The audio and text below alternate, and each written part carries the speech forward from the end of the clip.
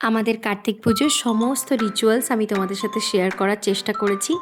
Last ভিডিওতে আমি বলেছিলাম যে কার্তিক পুজোয় কারা কারা এসেছে এবং কি কি খাওয়ানো হয়েছে সেটাও আমি তোমাদের সাথে শেয়ার করব। তো এসেছিল বলতে আমার এই ছোট্ট ছোট্ট কার্তিকদের বাবা মায়েরা, যারা কার্তিক আমায় দিয়েছিল তারা, এবং আমার হাজব্যান্ডের কয়েকজন বন্ধুবান্ধব কলিগ, আর আমার কয়েকজন বন্ধুবান্ধব, ব্যাস আর কেউ না। সত্যি কথা বলতে আমি রান্না করতে পারিনি, তার কারণ 1.5 দিন ধরে উপোস করে থেকে আমার শরীর আর দিচ্ছিল না।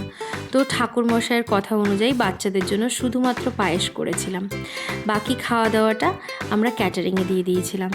আমরা আয়োজন করেছিলাম ভেজ থালি, যার মধ্যে ছিল স্যালাড, ভেজ ডাল, সাদা গরম ধোঁয়া ওঠা ভাত, ঝুরি আলু ভাজা, যেটা আমরা তৃপ্তি করে খেয়েছি।